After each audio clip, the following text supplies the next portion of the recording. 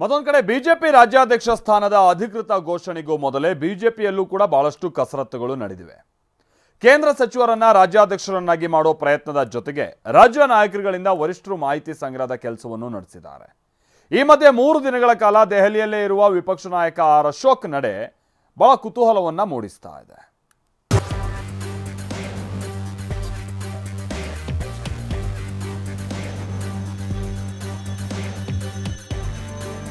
ರಾಜ್ಯದಲ್ಲಿ ಸದ್ಯದಲ್ಲೇ ರಾಜ್ಯಾಧ್ಯಕ್ಷರ ಘೋಷಣೆ ಆಗಲಿದೆ.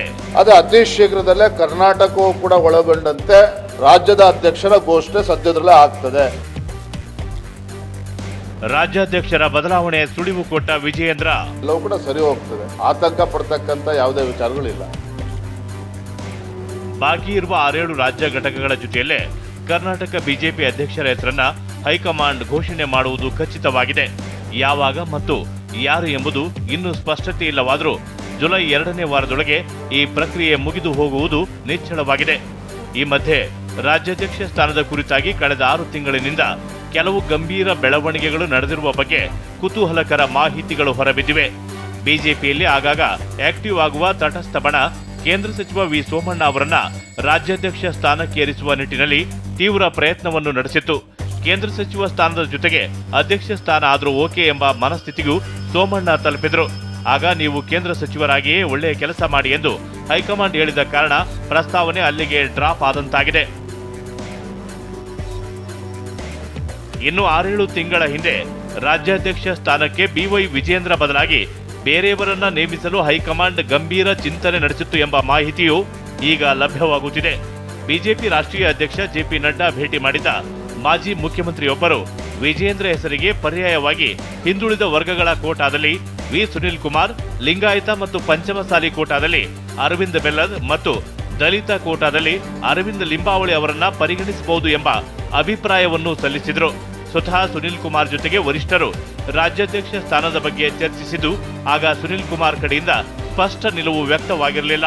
ಇವತ್ತು ಕರ್ನಾಟಕ ರಾಜ್ಯ ಅಷ್ಟೇ ಅಲ್ಲ, ಬೇರೆ ಬೇರೆ ಉತ್ತರ ಪ್ರದೇಶ ರಾಜ್ಯದ ಅಧ್ಯಕ್ಷರ ನೇಮಕಾತಿನೂ ಕೂಡ ಆಗಿಲ್ಲ, ತೆಲಂಗಾಣ ರಾಜ್ಯದ್ದು ಕೂಡ ಆಗಿಲ್ಲ, ಕರ್ನಾಟಕವೂ ಕೂಡ ಆಗಿಲ್ಲ.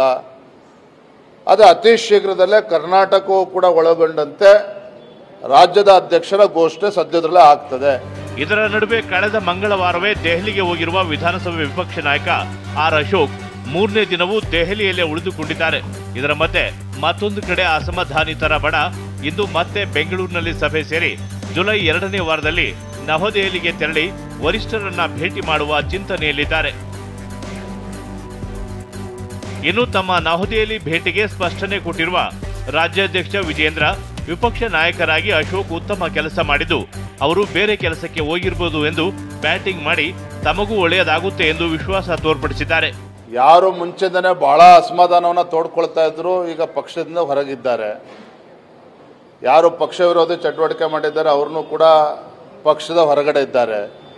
ಇನ್ನು ಕೆಲವರು ಸಣ್ಣ ಪುಟ್ಟ ಅವರ ಅಭಿಪ್ರಾಯಗಳನ್ನು ತಿಳಿಸಿದ್ದಾರೆ.